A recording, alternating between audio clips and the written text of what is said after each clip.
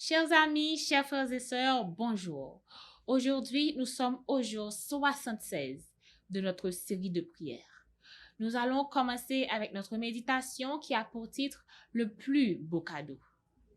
Notre texte méditatif se trouve dans le livre de Luc, le chapitre 11 et le verset 13. Si donc, mauvais comme vous l'êtes, vous savez donner de bonnes choses à vos enfants, le Père céleste donnera d'autant plus volontiers le Saint-Esprit à ceux qui le lui demandent. Le Seigneur est cependant plus disposé à nous l'accorder que ne le sont les parents de donner de bonnes choses à leurs enfants. Tout serviteur de Dieu devrait demander au Seigneur de les baptiser chaque jour de l'Esprit.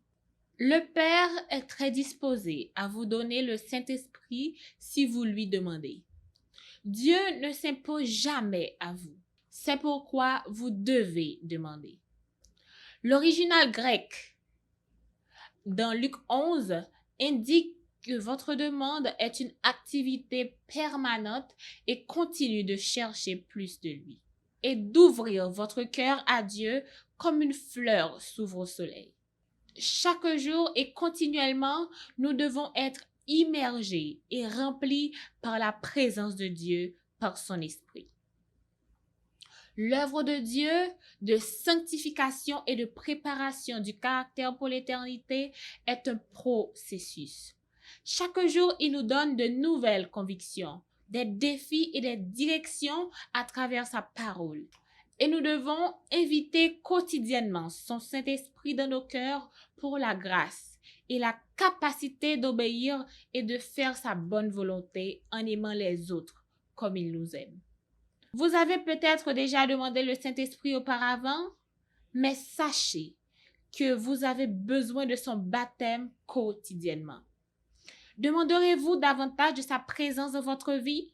Voulez-vous inviter le Saint-Esprit dans chaque compartiment de votre cœur sans rien retenir? Le frère Louis nous informe en disant « Ma femme et moi avons utilisé Skype pour étudier la Bible avec 6 personnes pendant ce confinement. J'ai invité beaucoup de gens à regarder les programmes spéciaux diffusés par notre chaîne adventiste au Brésil. Et beaucoup de gens ne sont même pas chrétiens, sont maintenant très ouverts au message de notre Seigneur.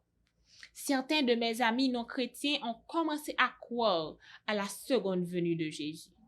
La sœur Winfrida nous dit « Je veux partager avec vous un mot d'encouragement et vous dire que les prières fonctionnent. Le sabbat dernier, 5 personnes ont été baptisées à Kinshasa à la suite du programme des 100 jours de prière qui a été partagé par la radio, par WhatsApp et par d'autres réseaux sociaux. Aujourd'hui, nous prions pour les membres d'Église qui se sont refroidis durant cette pandémie. Prions pour que le Saint-Esprit parle clairement dans leur cœur.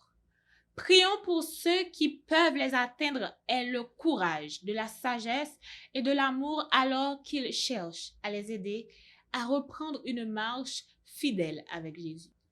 Prions pour les membres de la Fédération de l'Ouest du Zimbabwe qui se mobilisent pour soutenir les nécessiteux, les personnes vulnérables, les personnes âgées et handicapées de leur communauté. Prions pour les membres et ou les anciens membres et les jeunes qui sont pris au piège de faux enseignements et d'hérésie. Prions pour que Dieu ouvre leurs yeux et que l'Église les aide à trouver la vérité telle qu'elle est en Jésus-Christ. Prions pour la protection de Dieu sur les professionnels de la santé au Chi Memorial Hospital de Chattanooga et d'autres hôpitaux du monde entier. Prions le Seigneur. Notre Seigneur et notre Dieu, merci pour ta grâce et pour ton amour. Merci pour la méditation d'aujourd'hui.